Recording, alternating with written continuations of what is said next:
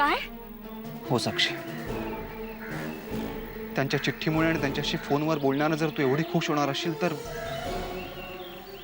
त्यांना प्रत्यक्ष पाहिल्यावर तुझ्या चेहऱ्यावरचा आनंद पाहण्यासाठी मी तुझ्या दादूंना परत आणायला तयार आहे. राज, खरंच तू त्यांना परत घरी घेऊन येऊ शकतोस? हो.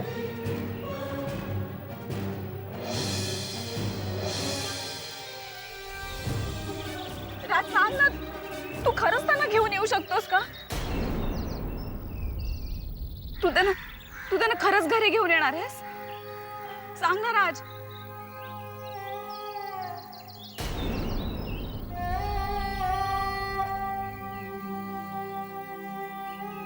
पण ते स्वतःहून का नाही येत? जाऊ दे, ते आले ना की मीच त्यांना विचारेन. पण सांग ना, तू खरंच त्यांना घरी घेऊन येणार आहेस? हे काय बोलतेस साक्षी? कोणाला परत घेऊन यायला सांगतेस? असं काय करतोयस राज? तू आत्ताच म्हणालास ना की दादूंना परत घरी घेऊन येईन म्हणून.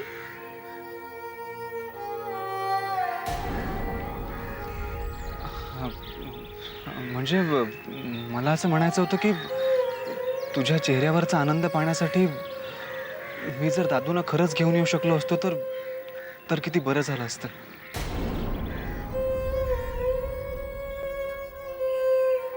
आय एम सॉरी साक्षी. मला खरंच तुला दुखवायचं नव्हतं. तू वाईट वाटून नको घेऊस राज. आमचं नशीबच खराब आहे, त्याला तू काय करणार? पण साक्षी, माझं मन मला सांगतं, त्यांची चिठ्ठी आली, फोन आलाय. आता त्यांनाही परत यावंच लागेल. त्यांना परत यावंच लागेल राज, आपल्याला आशीर्वाद देण्यासाठी. असं का बघतोयस? दादूंच्या आशीर्वादाशिवाय मी लग्नाचा विचार सुद्धा नाही करू शकत. राज, तुला नाही वाटत आपलं लग्न होत असताना दादू समोर असावेत? वाटतं ना, तुझे दादू तिथे असायलाच हवेत.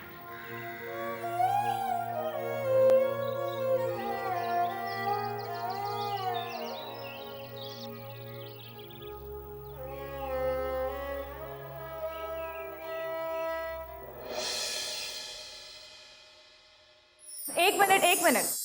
मी आज जे काही शिकवलंय ते उद्या पाठ करून यायचंय. मी तुम्हाला सगळ्यांना विचारणार आहे, ठीक आहे? चला निघा आता.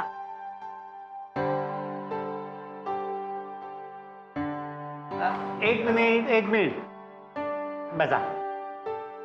मला माहिती आहे तुम्हाला घरी जायची घाई आहे, पण मी तुम्हाला एक अत्यंत आनंदाची बातमी सांगण्यासाठी इथे आलेलो आहे. हो सांगतो. हे तुमचे विक्रम दादा आहेत ना, त्यांनी पुढाकार घेऊन तुमच्यासाठी एक सहल आयोजित केलेली आहे. एक मिनिट, आहे ना आनंदाची बातमी?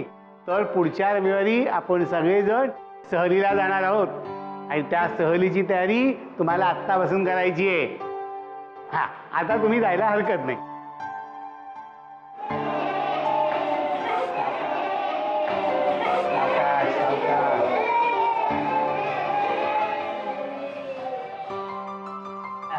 अगं देवयानी, तुला सांगायचंच राहिलं, या सगळी सहलीची जबाबदारी तुझ्यावर आहे.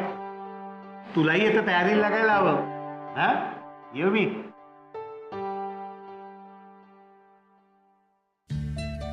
हा देवयानी, तुझी काही हरकत नसेल तर मी तुला घरापर्यंत लिफ्ट देऊ शकतो. थँक्स.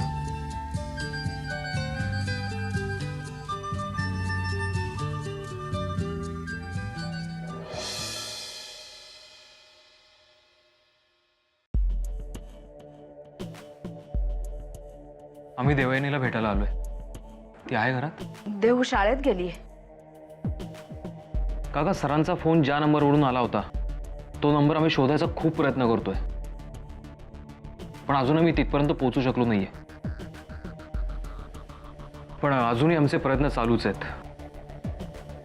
मला सांगा, DV सरांचा फोन आला तेव्हा त्यांच्या आजूबाजूला त्यांच्या व्यतिरिक्त आणखीन कोणाचा आवाज ऐकलात तुम्ही? ॲक्च्युली आम्ही फक्त स्पीकर फोनवर त्यांचा आवाज ऐकला. तुमच्यापैकी कोणाशी बोलले ते? खरं तर ते आमच्यापैकी कुणाशीच बोलत नसावेत, कारण त्यांच्या बोलण्यामध्ये शाळेमधल्या अनेक घटनांचा किंवा शाळेतल्या अनेक माणसांचा उल्लेख येत होता, पण त्यांचं बोलणं खूप असंबद्ध वाटत होतं. त्यामुळे ते खरंच कुठे आहेत, नक्की कुणाशी बोलत होते काहीच कळत नव्हतं आम्हाला. अर्जुन, एक गोष्ट लक्षात येते तुझ्या? हा फोन DV सरांनी केलाच नव्हता, कारण त्यांनी जर फोन केला असता तर ते घरातल्या कोणाशी तरी डायरेक्ट बोलले असते. त्यांचा केवळ आवाज येत होता. याचा अर्थ हा फोन त्यांच्या आजूबाजूला असणाऱ्या कोणीतरी केला होता. काय वाटतं तुला? हो सर, मी तुमच्या मताशी सहमत आहे. काका, सरांचा फोन परत आला तर आम्हाला लगेच कळवा, कारण तुम्हाला येणारा प्रत्येक फोन आम्ही टॅप करतोय. येऊ मी? इन्स्पेक्टर साहेब, कृपा करून आमच्या बाबांना लवकरात लवकर शोधून काढावं. त्यांची चिठ्ठी आली, फोन आला, पण ते कुठे आहेत ते काहीच कळत नाहीये.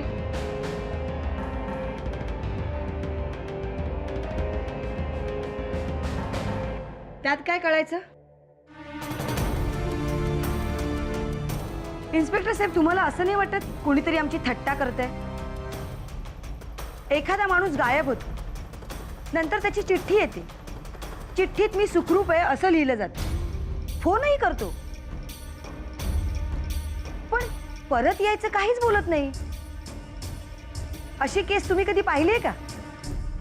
अहो, स्वतःच्या इच्छेने गायब झाल्याशिवाय असं कोण कशाला वागेल?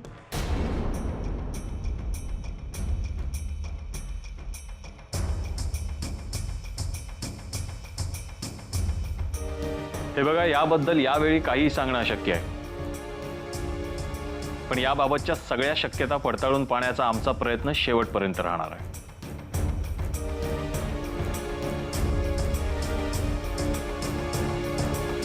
चला, येतो.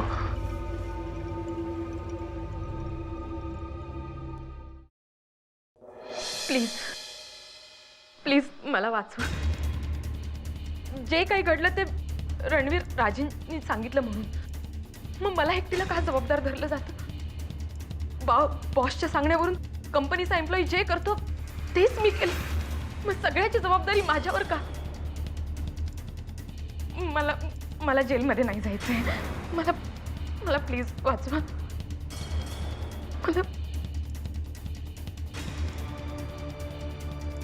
माझंही घर आहे, मलाही घरच्या जबाबदारी आहे. मी जर या केसमध्ये अडकले गेले तर माझ्या घरच्यांचं काय होईल? मला प्लीज प्लीज तुम्ही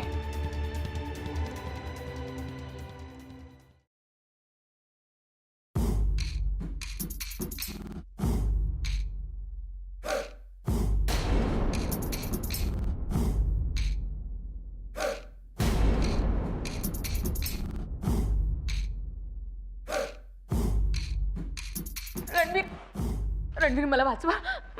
मला तुम्हीच वाचवू शकता. तुम्ही म्हणाला होतात ना की रिलॅक्स, काही होणार नाही, पोलीस काही करणार नाहीत, पण पोलिसांचा गळफास अजूनच घट्ट होत चाललाय. तुम्ही मागच्या काही दिवसांमध्ये मला वाचवण्यासाठी काहीच का नाही केलं?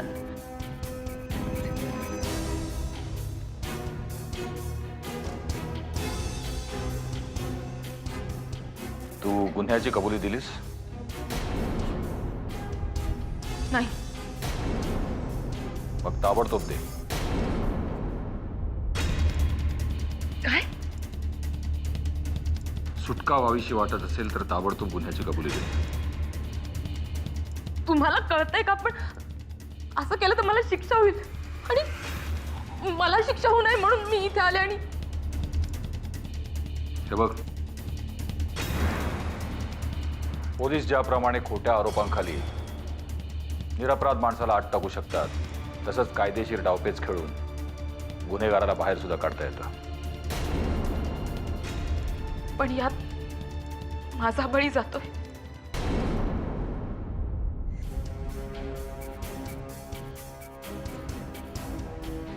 आम्हाला कल्पना आहे यात तुला खूप त्रास होणार आहे, पण त्याची भरपाई केली जाईल. तू ताबडतोब गुन्ह्याची कबुली दे.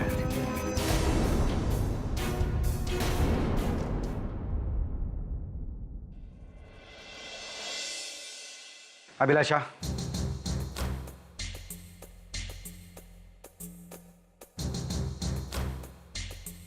बाबा स्वतःच्या मर्जीनं गायब झालेत असं तू पोलिसांना खोटं का सांगितलंस? मला जे योग्य वाटलं ते बोलले मी. तुझ्या या बोलण्यावर विश्वास ठेवून पोलिसांनी बाबांचा तपास थांबवावा अशी तुझी इच्छा आहे का? इथे आम्ही सगळे बाबा लवकर परत यावेत म्हणून धडपडत असताना हे तुझं प्रत्येक वेळी वेगळं काय चाललेलं असतं? आता काय वेगळं बोलले? ते स्वतःहून पळून गेलेत ना. अंगावर कुठलीही जबाबदारी पडली की पळून जायचं, अशीच परंपराच आहे या घराची. सगळेजण तुमच्यासारखे थोडीच असतात दुसऱ्यांची जबाबदारी डोक्यावर घ्यायला. जाऊ दे, खरं बोलण्याची सोयच राहिली नाही या घरात. अभिलाषा,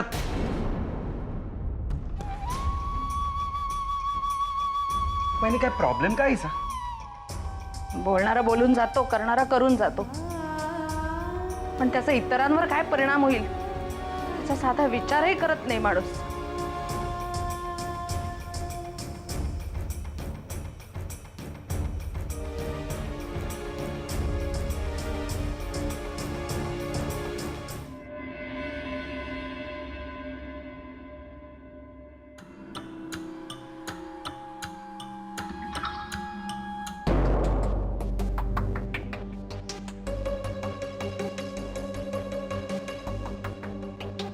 आम्हाला वाटतं नताशा निर्दोष आहे. हेतू पुरस्सर त्यांना या सगळ्या प्रकरणात गोवलं जाते. सरळ सरळ आम्ही गुन्हेगार आहोत असं का नाही म्हणत तुम्ही? अहो, असं कुठे म्हटलंय आम्ही? आम्ही फक्त इतकंच म्हटलं की विक्रम भाऊजींनी शाळेची फाईल रिओपन केल्यावरती खऱ्या गुन्हेगाराचा चेहरा लोकांसमोर येऊ नये म्हणून नताशाला या सगळ्या प्रकरणात गोवलं जातं, इतकंच.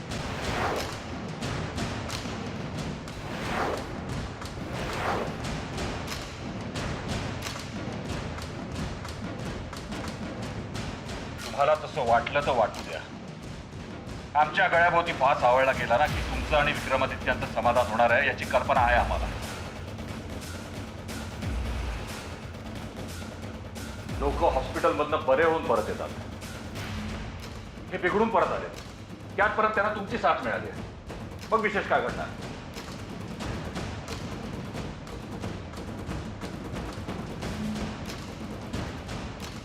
किती त्रास करून घेतात. खोट्या सहानुभूतीची गरज नाही आम्हाला. खरंय तुमचं. तुम्हाला आमच्या सहानुभूतीची अजिबात गरज नाहीये. आमच्या सहानुभूतीची गरज नताशाला आहे. या प्रकरणात पुन्हा लक्ष घातलं तर खबरदार.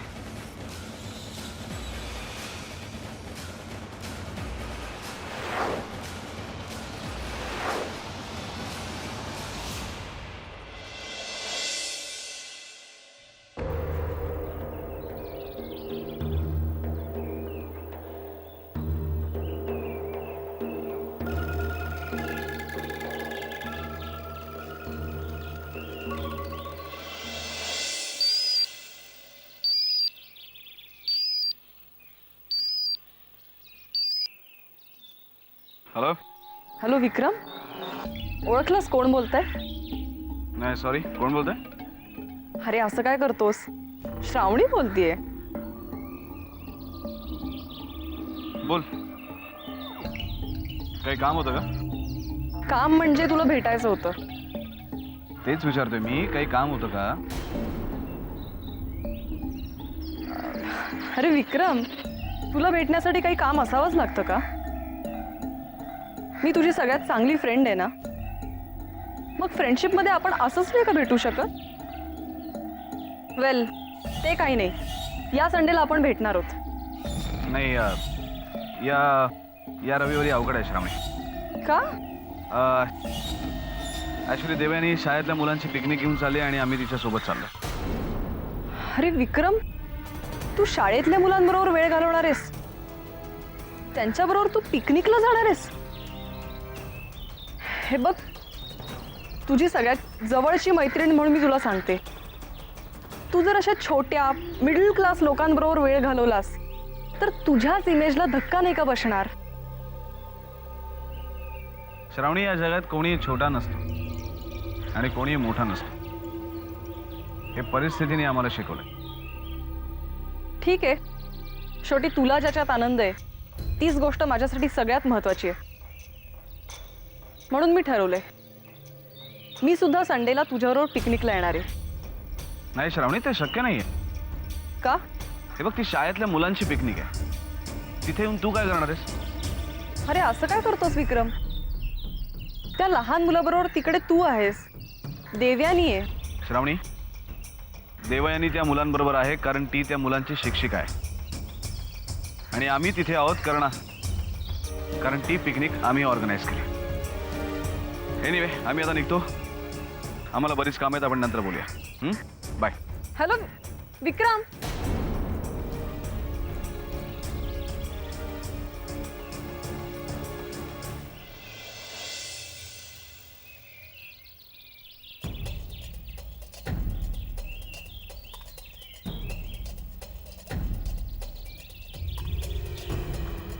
राज,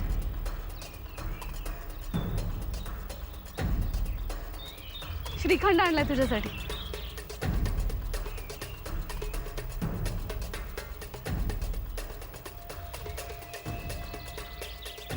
काय झालं? आईच्या हातचं श्रीखंड तुला आवडतं ना? साक्षी, तुला माहिती,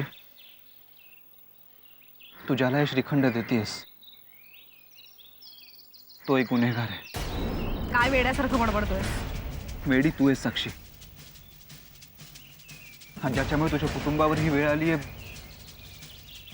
तू त्याच्यावर मनापासून प्रेम करतेस. काय? हो साक्षी, मी तुलाच हेच सांगणार आहे.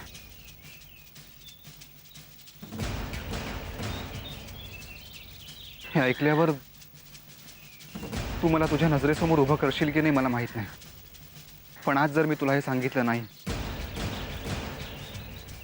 तर मी स्वतःला कधीच माफ करू शकणार नाही.